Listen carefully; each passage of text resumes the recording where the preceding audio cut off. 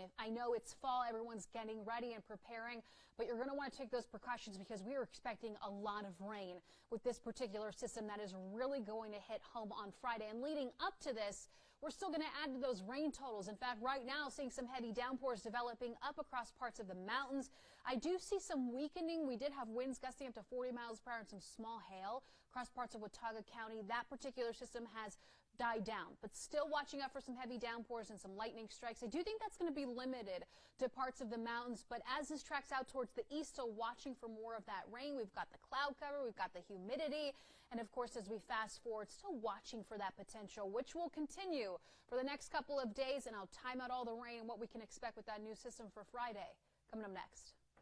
All right, thanks. First alert weather day back in the mix, and this actually has to do with the potential of a new tropical system that is not developed yet, but it will have big impacts on us here in the Carolinas. So right now, just a low pressure system, but the potential for Tropical Cyclone 9 in the works, moving around northwest around 7 miles per hour. Wind speeds up to 35 miles per hour. So within the next 24 hours, I do think this is going to turn into a tropical system and then make landfall into portions of Florida as a Category 3 hurricane, which means this is a major hurricane.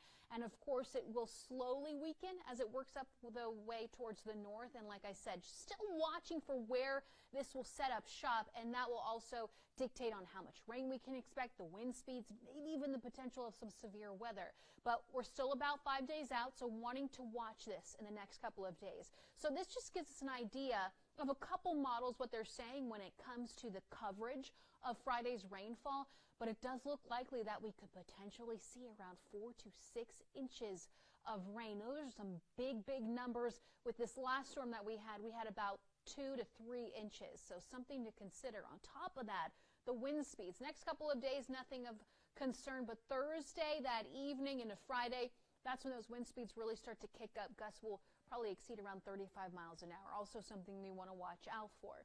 Now, in the meantime, leading up to this, still watching for showers and thunderstorms, depending on where you are, especially those up in the mountains and the foothills. This is where we're currently seeing some showers and thunderstorms in the area. I do think this is going to weaken, but overall becoming a little more isolated as this all pushes out towards the east. And then for tomorrow, we're going to see an additional shower thunderstorm firing up. That could potentially be strong because we do have a marginal risk of severe weather back in the mix for tomorrow. Again, this is leading up to our first alert weather day. Now let's talk a little bit about the numbers. Heading out the door tomorrow morning, it's going to be cloudy like this morning. Temperatures are going to be in the lower 70s. Can't rule out some sun breaks tomorrow afternoon, and that will be later on in the day. But overall, mainly cloudy, temperatures mid-80s. So a little warmer than where we were today when we had those highs peaking in the upper 70s. Next few days, watching for those showers and thunderstorms until we get ready for some